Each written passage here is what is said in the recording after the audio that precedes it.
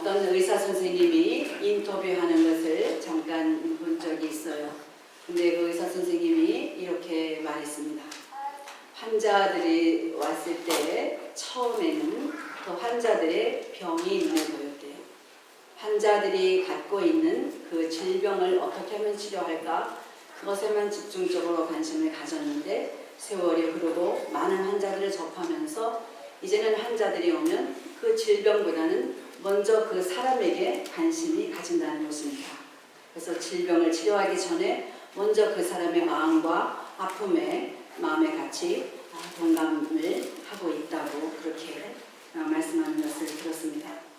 오늘 예수님께서 본문에 보니까 길 가실 때에 예수께서 제자들과 함께 어떤 길을 가시는데 날 때부터 소경된 한 사람을 만나게 됩니다. 지금 여는 거죠? 일찍 시작해서 다행이에요.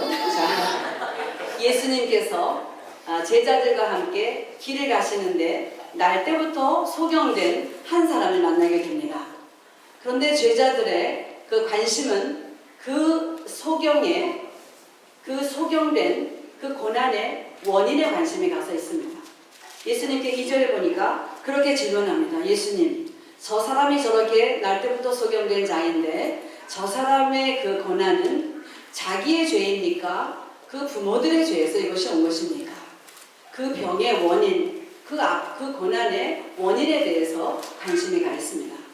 그런데 예수님은 그 고난의 원인에 대해서 어떻게 말씀하셨느냐면 아니라 저 사람의 죄 때문에 온 것도 아니고 저 사람의 부모 때문에 온 것도 아니다. 다만 저 아픔을 통하여 하나님이 어떤 일을 하시고자 하는데 하나님의 하시는 일을 나타내시고자 합니다. 이렇게 말씀하셨어요. 예수님의 관심은 그 사람의 고난의 아픔의 문제입니다. 할렐루야. 여러분 어떤 문제가 있으십니까? 우리가 나를 볼 때나 남을 바라볼 때나 어떤 사고를 당하거나 어려움을 당할 때 혹시 무슨 일이 있었나 보이지 않는 어떤 죄가 있나 이런 생각이 조금 들 수 있어요. 근데 주님은 그것은 1대1의 하나님과 그 사람과의 나와의 1대1의 문제이고 우리는 어떻게 생각해야 되느냐? 하나님께서 저 아픔을 통해서 무슨 할 일이 있으시구나 이렇게 바라보라는 거예요. 정죄할 수 없습니다. 예수님께서 대신 죽으시고 살려놓으신 그 형제를 높게 여기고 귀히 여기고 아픔이 왔을 때 정죄하지 않고 입으로 우리가 실수하는 일을 절대로 범하지 않아야 하겠습니다. 여러분 예수님께서 이렇게 말씀하고 계셨는데 하나님이 하시는 일을 나타내시고자 한다 하는데 하나님이 하시는 일이 무엇일까요? 오늘 본문을 통해서 예수님이 하신 일을 추론해 보면서 하나님께서 나타내시고자 하는 그 일을 저와 여러분이 함께 그 해답을 찾기를 원합니다. 첫 번째로 예수님은 제자들에게 아니다 하나님께서 하시는 일을 나타내고자 한다 하시면서 그 소경을 부르셨습니다. 그리고 소경에게 이렇게 말씀하십니다. 진흙으로 침으로 진흙을 이겨서 그의 눈에 바르십니다. 그리고는 이제 가서 실로와 못에 가서 씻으라 이렇게를 하셨어요. 진흙으로 침으로 진흙을 이기셔서 눈에 바르시고 그리고 실로와 못에 가서 씻으라. 이 사건을 통하여 첫째 예수님은 이렇게 말씀하고 계시는 것입니다. 한번 따라서 해보실까요? 나는 창조주 하나님이시다. 창세기에서 하나님이 우리의 모양을 따라 우리가 사람을 만들자 그러셨죠? 복수로 말씀하셨어요. 성부와 성자와 성령 이 삼위의 하나님께서 우리 모든 인간을 만드셨다. 이렇게 기록하고 있는 것입니다. 그런데 그 하나님을 닮은 사람을 만드셨을 때에 무엇으로 그 재료를 삼으셨죠? 흙으로 만드셨습니다. 흙으로 사람을 만드시고 하나님의 생기를 불어넣으시니까 살아있는 영이 되었습니다. 생명이 되었습니다. 그것이 사람입니다. 세상을 창조하시고 맨 마지막에 창조하신 것이 사람입니다. 오늘 주님은 이 날 때부터 소경된 이 사람에게 흙으로 침으로 흙을 이겨서 그 눈에 바르시면서 마치 흙으로 사람을 빚으셨던 것처럼 날 때부터 잊지 않았던 그 시력을 창조해 주시는 것입니다. 할렐루야. 시력이 없던 사람에게 흙으로 빚어서 시력을 창조하시는 하나님. 나는 창조주 하나님이시다. 이 말씀을 선포하고 계시는 것입니다. 그리고 두 번째로 가서 씻으라 그러셨잖아요. 그죠? 실로암은 이 예수님이 계시는 이곳과 한 2km 정도가 떨어진 곳인데 물은 위에 중에서 아래로 흐르잖아요. 그죠? 그 성전 옆에 동쪽으로 기드론 시내가가 있고 그 물이 아래로 조금 흘러서 기혼샘이라는 곳이 있습니다. 그리고 그곳에서 조금 아래로 가면 실로암 연못이 그곳에 있는데 이때는 초막절을 막 지난 때입니다. 그러니까 아직 예루살렘 성전 그 마을에 많은 디아스포라 이 순례객들이 많이 모여 있었겠죠. 그죠? 북적대고 이제 복잡한 그런 것이 연상이 되어집니다. 그런데 그때 초막절은 이스라엘의 3대 절기 중에 하나인데 보통 기름을 그 번제단에 붓고 제단에 뿌리고 피를 뿌립니다. 그런데 초막절에는 그 실로암 못에 가서 물을 떠다가 제사장들이 그 제단에 뿌려서 제단을 정결하게 하는 것입니다. 이 제사를 드리는 이분들이 헌제자들이 그 실로암 물을 떠다가 그 제단에 뿌리면서 제단을 정결하면서 나의 죄를 씻어주시는 주님, 내 죄책감을 사해 주시고 나를 정결케 하시는 그 주님 앞에 심령을 깨끗이 하는 그런 의식이라고 볼 수가 있습니다. 그러니까 이 실로암 못에 가서 씻으라 이 말씀은 이 소경에게 말할 수 없는 큰 은혜의 그런 기회가 되는 것입니다. 실로암 못에 가서 눈을 씻으라는 거잖아요. 여러분 어떻게 보면 그냥 눈 감고 보이지 않는 것도 답답한데 거기다가 예수님은 이제 보지 못했죠. 이름만 들었죠. 그 어떤 분이 유대인 중에 한 분인 그분이 흙으로 침으로 흙을 빚어가지고 만들어서 눈에다 덕지덕지 붙이신 거예요. 어떻게 보면 좀 놀리는 것 같잖아요. 그죠? 눈을 뜨게 하신다고 그러더니 더 답답하게 뭐 축축하게 흙으로 잔뜩 무거운데 그런데 이분은 그 말씀을 듣고 가는 것입니다. 눈을 뜨고자 하는 믿음도 있었지만은 그 실로암까지 가서 씻으라 하는 그 말씀에 순종하고 가는 것입니다. 은혜를 받기 위해서 가는 것입니다. 2km 정도 아래로 내려가려니 보이지도 않는데 얼마나 답답했겠어요. 그런데 그곳에 가서 씻으니 눈이 밝아왔더라 이렇게 기록하고 있어요. 예수님 말씀에 순종하고 내려가서 실로암 못으로 눈을 씻으니까 눈이 밝아졌고 그리고 예수님께로 다시 돌아오게 되었습니다. 예수님은 이 사건을 통하여 나는 창조주 하나님이다. 나는 죄를 사해주는 권세가 있는 치유의 하나님이다. 이 두 가지를 선포하고 계시는 것입니다. 할렐루야. 주님은 창조주이십니다. 주님은 회복자이십니다. 우리 중에 어떤 문제가 있을지라도 그 문제를 가지고 실로암으로 가라는 것입니다. 여전히 아프고 답답한 문제가 있지만은 주님이 가라 명하시니 그 삶을 가지고 실로암으로 가는 것입니다. 실로암은 보냄을 받은 자라는 뜻이 있다고 되어 있죠. 보냄을 받은 자라는 것입니다. 어디에? 세상으로 보냄을 받은 것입니다. 저와 여러분이 안고 있는 문제를 가지고 이 문제 있는 그대로를 가지고 주님의 말씀을 순종하여 가정으로 직장으로 세상으로 나아가 주님의 빛 대신 그리스도의 이름을 우리가 증거하고 다닐 때에 하나님이 어느 사이인지 우리의 문제를 다 해결해 주시는 줄로 믿습니다. 여러분의 문제를 주님 앞에 맡기시고 그리고 문제를 안고 기쁨으로 내려가시기 원합니다. 그리고 상대방의 어려움에 대해서 절대로 정죄하지 않기를 원합니다. 주님 앞에 그렇습니다. 나도 언젠가는 나도 저렇게 되지 않으리라는 장담할 수 없는 그런 것이 우리 알 수 없는 우리의 미래 아닙니까? 언제나 주님 앞에 겸손한 마음으로 자 하나님은 창조주 하나님이시고 치유의 하나님이신 그 주님을 의지하고 믿음으로 나아가야 하겠습니다. 이 소경이 주님의 말씀에 순종하고 내려가는데 참 우리가 신앙생활할 때 참 순종이 중요한 것 같아요. 그죠? 이 월드컵 그 축구 여러분 기억나시죠? 그죠? 아무리 생각해도 너무나 감격적이고 참 또 보고 싶은 그런 경기들이었습니다. 이제 올해 6월인가 8월에 또 시작하죠? 여름에 또 시작하는데 기대가 됩니다. 근데 그때에 지난 우리 그 서울에서 있을 올림픽 그 월드컵 경기 때에 그 히딩크 감독이 선수들을 기용하는데 어떤 개인 플레이를 잘하거나 체력이나 기질이나 어떤 이런 자질적인 면에서 특출한 사람을 뽑지 않았다고 합니다. 오히려 팀 전략에 의해서 철저하게 감독의 지시에 따르는 그런 선수들을 기용하고 훈련시키고 출전시켰다고 합니다. 하나님은 어떤 분을 쓰실까요? 하나님도 마찬가지십니다. 하나님도 그 중에는 기량이 뛰어나신 분도 있고 열심히 분도 있고 있습니다. 그러나 무엇보다도 마음이 겸손한 사람, 순종하는 사람, 끝까지 순종하는 사람, 그런 사람을 쓰시기를 원하십니다. 아브라함을 부르셨을 때 뭐라고 그랬어요? 아브라함아, 너는 너의 본토 친척 아비 집을 떠나 내가 내게 지시할 땅으로 가라. 한 번도 가본 적도 없는 그곳에 오직 여호와의 말씀을 따라갔습니다. 순종했습니다. 가는 동안에 마음 변하지 않았어요. 그리고 100세나 되어 낳은 그 이삭을 모리아산에 가서 번제물로 바치라 그렇게 말씀하셨을 때 의심하지 않고 순종합니다. 사흘길을 걸어갑니다. 사흘길을 걸어가는 동안에 좀 의심이 날 수 있어요. 그죠? 변할 수 있습니다. 100세나 되어서 주신 아들인데 이 아들이 죽으면 어떻게 하늘의 별과 같이 모래에 많은 바닷가의 모래같이 이런 자손을 얻을 수 있겠는가?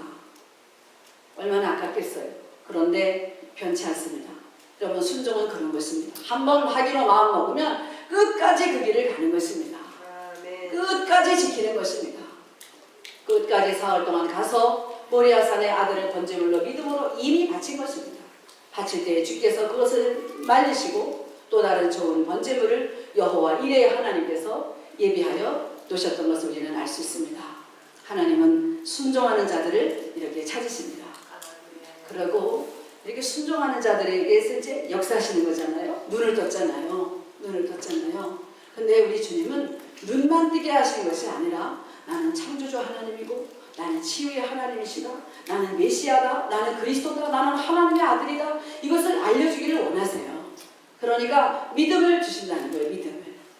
이 소경은 날 때부터 이 소경된 사람은 거지였어요. 사람들이 그렇게 말했어요. 저 사람 좀 거기 앉아서 구걸하던 거리는 아니야. 아니야 비슷한 사람이야. 아니다 비슷한 사람이다 이렇게 말하고 있어요. 그러니까 그 사람이 맞다고 내가 그러라 하니까. 그러니까 그러면 너를 고쳐준 사람이 누구냐? 그러니까 이 사람의 고백은 이렇습니다. 11절을 한번 다 같이 읽어볼까요? 11절에 보니까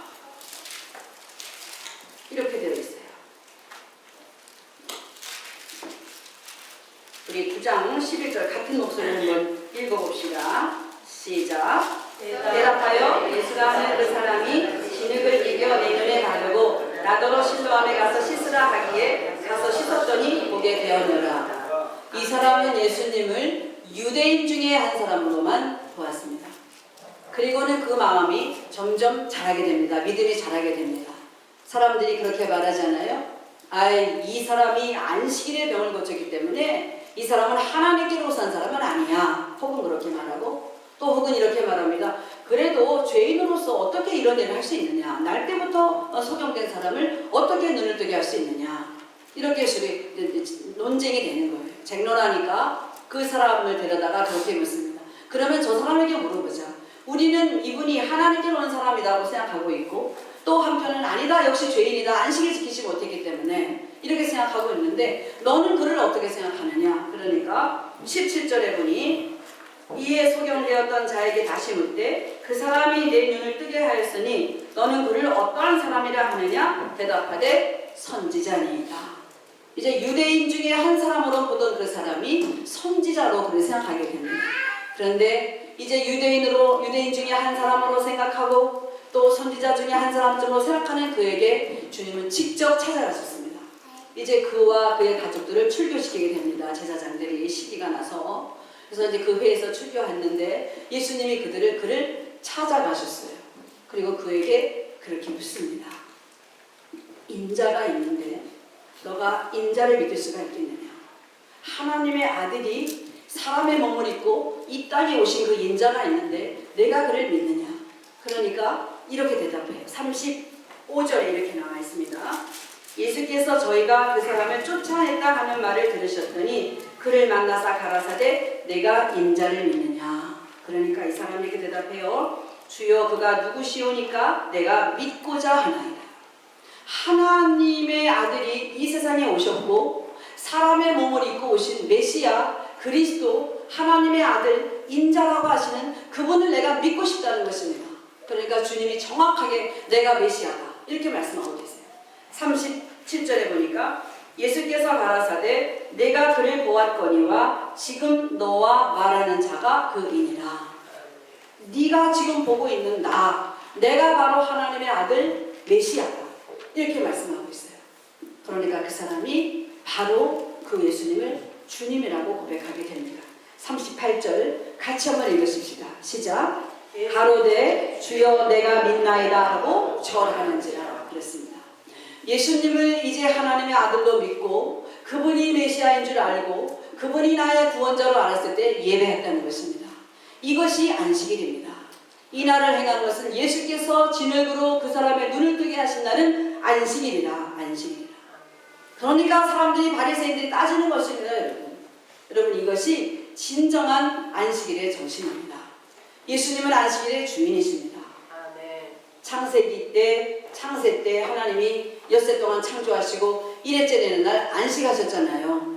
그런데 예수님은 안식일에 그 사람의 눈을 뜨게 하신 그런 일을 하고 계시는 것입니다. 아버지께서 지금까지 일하시니 나도 일한다. 아버지께서 쉬지를 못하신다는 것입니다. 아직도 구원받지 못한 자들, 아직도 죄에 허덕이며 주님을 알지 못하는 자들, 저들이 돌아오기까지 오늘도 쉬지 못하시는 하나님 아버지이십니다. 그 하나님의 아버지의 명을 받들고 주님께서 이 땅에 오셔서 저와 여러분의 영혼을 구원해 주셨습니다. 죄를 사해 주셨습니다. 그 고백을 하는 사람, 주님이 내 죄를 사해 주셨습니다. 주님이 나의 주인이십니다. 이런 고백으로 주님께 나와 예배하는 날, 바로 그날이 오늘 이 안식일인 것입니다. 할렐루야. 이전에 나오신 여러분들 하나님이 사랑하십니다. 정말 사랑하십니다. 안식일이 나를 위하여 있는 것이다. 내가 안식일의 주인이다. 내가 안식일을 위하여 있는 것이 아니라 안식일이 나를 위하여 있는 것이다. 우리 하나님 말씀하셨잖아요. 그죠? 우리는 하나님의 자녀들입니다. 자녀들이라면 우리 또한 우리가 안식일을 위해서 있는 것이 아니라 안식일이 우리를 위해서 있는 것입니다. 안식일이 누구를 위해서 있다고요?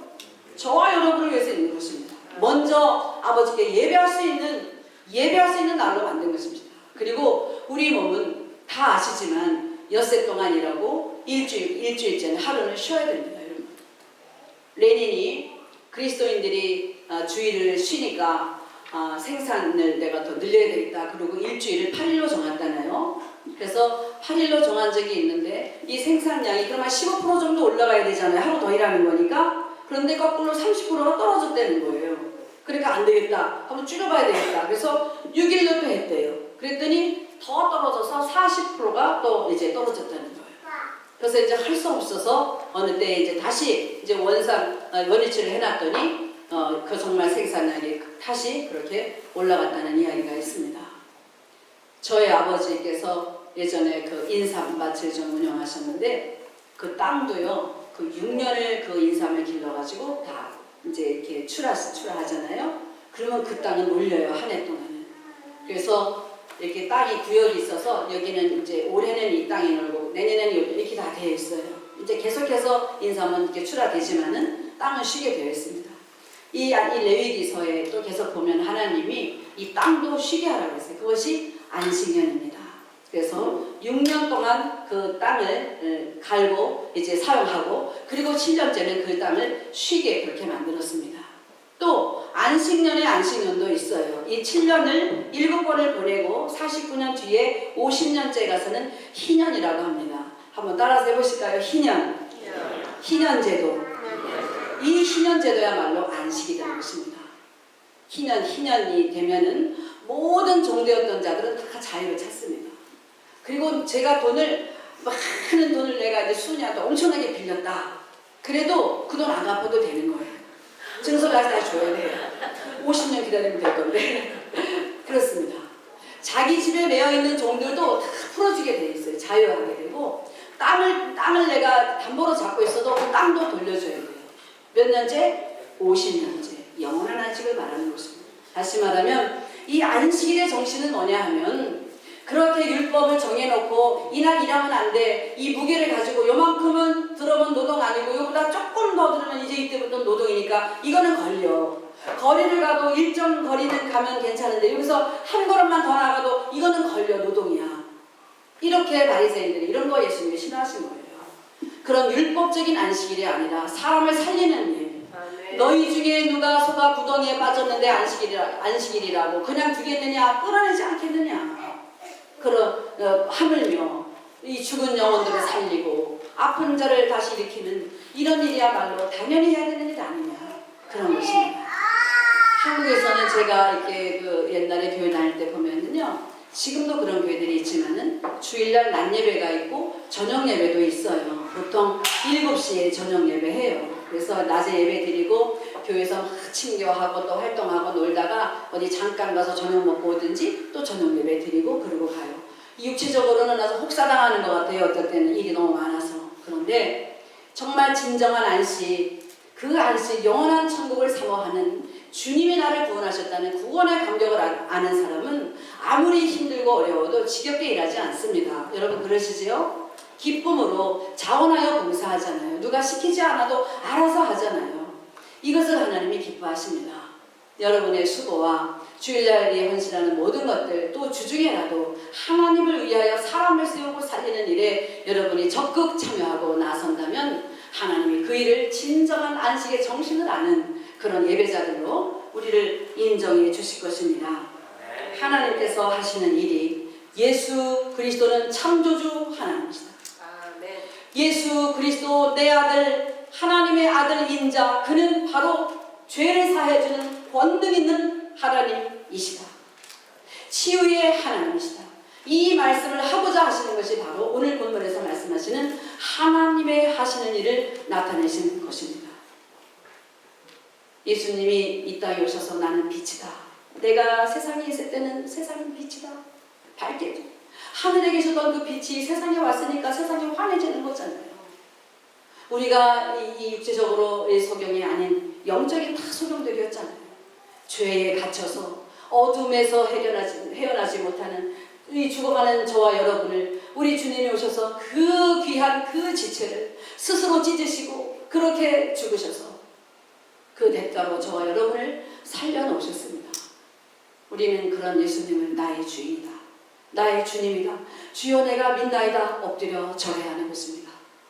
오늘 안식일에 주님 전에 나와서 여러분 진실한 마음으로 예배드리고 기도하고 찬양하고 말씀을 드릴 때 성령이 교회들에게 하시는 말씀을 귀 있는 자는 들을지어다. 요한계시록에서 그렇게 성령이 말씀하시는 음성을 하나님의 음성으로 듣고 순종하시기를 원합니다. 그 말씀을 들으시고 순종하시고 그 말씀 따라 살아갈 때에 우리 하나님께서 여러분에게 귀한 축복을 주실 것입니다. 특별히 무엇보다도 순종하는 사람은 어떤 사람이 순종하느냐면요, 마음이 좀 모질한 사람들이 순종해요. 마음이 겸손한 사람들이 순종하게 되어 있어요. 약간 좀 나사가 빠진 것 같지요. 맨날 실수하고 넘어지고 이런 사람을 하나님은요 매력 있게 보고 계십니다. 그런 사람을 사랑하세요. 예수님은 하나님 누구를 싫어하는 줄 아세요? 미워하시고 싸우시려고 하는 분이 있는데 교만한 자, 거만한 자예요. 한번 따라합시다. 교만은 패망의 선봉이요. 거만은 넘어짐의 앞잡이니라. 하나님은 교만한 자를 물리치시고 거만한 자는 대적하십니다. 우리 중에 하나님보다 더 큰 분이 있습니까? 교만한 사람, 거만한 사람은 하나님 앞에서도 사람 앞에서도 물리쳐지게 되어 있습니다. 여러분의 마음을 목을 갖고 힘을 주시고 내가 하는 거야, 내가 할 수 있어, 내가 하는 거야, 하나님 어디 가고 그렇게 하다가는 하나님께도 사람에게도 버림받게 되어 있는 것입니다. 여러분 충성하실 때 겸손한 마음으로 이거 제가 하는 것 아닙니다. 그래서 주님은 제자들에게 너희들이 일을 하고 마지막 날 하나님 앞에 섰을 때에 다만 이 무익한 종은 마땅히 행해야 할 일을 했을 뿐입니다. 이렇게 겸손하게 돌아보라고 하였습니다. 빌립보서 2장에 보면 각각 돌아보아 나보다 남을 낮게 여기라고 했습니다. 지읒이 아니라고 했지요? 시옷이라고 했어요. 남을 높이는 그런 삶을 살기를 주님은 원하십니다. 겸손하게 순종하되 끝까지 순종하시는 그런 저와 여러분이 되셔서 나는 창조주 하나님이시다. 나는 치유의 하나님이시다. 나는 세상의 빛이다. 나는 너의 주다. 나는 하나님의 아들 인자이시다. 너희가 나를 믿느냐? 나를 누구라고 고백하느냐? 그렇게 물으신 질문 앞에 하나님 그렇습니다. 주님은 나의 구원자이십니다. 하나님은 나를 창조하셨습니다. 우리가 갖고 있는 문제를 하나님은 새로 만들어서 창조하셔서 해결할 수 있는 분이십니다. 꼬이고 있는 어떤 문제라도 우리 하나님은 해결하실 수 있는 분이십니다. 치유하시고 창조하셔서 우리의 삶에 또 믿음을 주셔서 영육간의 강건한 삶을 승리하시는 삶을 사시는 저와 여러분이 되시기를 주님의 이름으로 축원합니다. 기도하겠습니다.